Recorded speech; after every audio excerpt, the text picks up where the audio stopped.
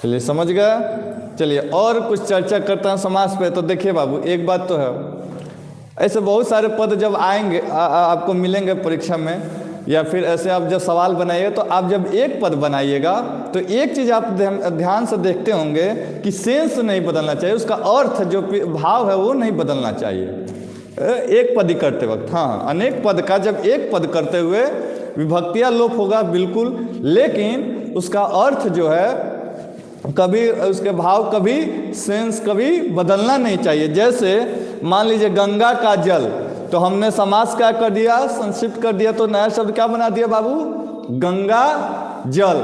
तो जो गंगा जल हमने बना दिया तो इसके पीछे जो है यही अर्थ दे रहा है, गंगा जल ही लिखे हैं लेकिन अर्थ यही दे रहा है कि गंगा का जल, उसको गंगा जल हम लोग बोल दे रहे हैं। बात है, हाँ सेंस बिल्कुल बिल्कुल, बहुत अच्छा।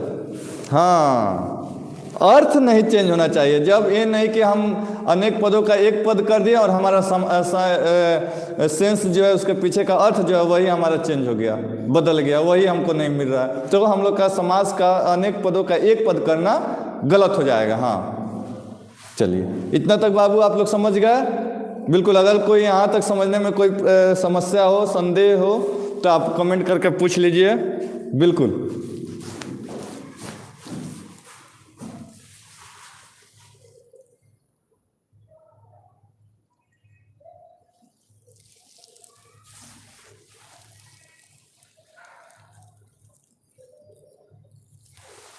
हाँ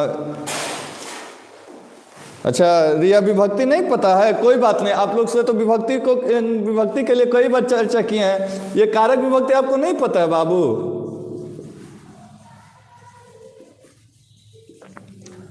हाँ कारक ऐसा, बस बस बस वही कर्ता कारक, कर्म कारक, अभी तो कुछ दिन पहले शायद आप लोग को पढ़ाया है ना हम।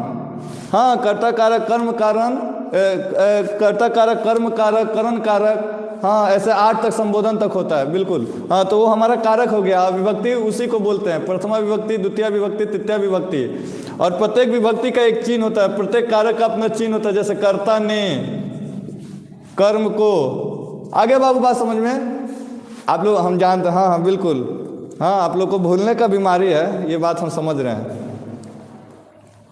आगे समझ में, गुड। चलिए और कोई प्रश्न है तो पूछ लीजिए।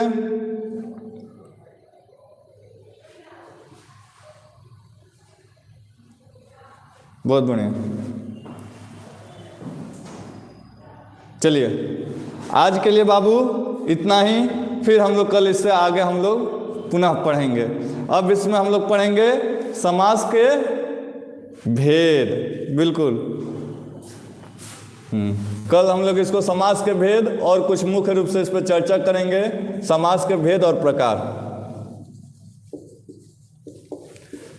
ऐसे आप लोग को जानकारी के लिए बता देते हैं कि पंचधा समास होता है वरदराज के अनुसार, जो उनके शिष्य हुए वरदराज के, लघु सिद्धांत कौमुदी की जिसने रचना की संस्कृत व्याकरण की, तो उन्होंने चर्चा किया समास 5 ही होते हैं। लेकिन आप लोग को क्लास के अनुसार, ज़रूरत के अनुसार आप लोग को पढ़ाया जाता है, तो ऐसे आप लोग के किताब में 6 दिया गया है, तो इससे घबराने की कोई बात नहीं है। जितना दिया गया है कल हम लोग फिर इस पर चर्चा करेंगे, पढ़ेंगे, एक एक समास को समझेंगे कि क्या होता है।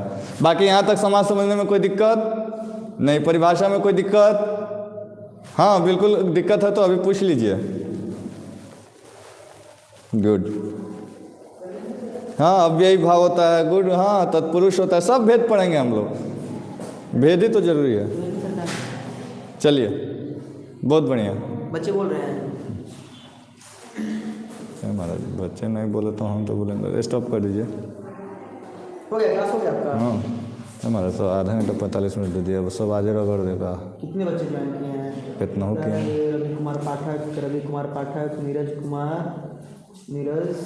कुमार ओके सर, रिया सिंह, केशव तिवारी, आपने ज्वाइन किया हुआ है, रिया सिंह। महाराज बंद कीजिए ना, बंद कीजिए, बंद कीजिए।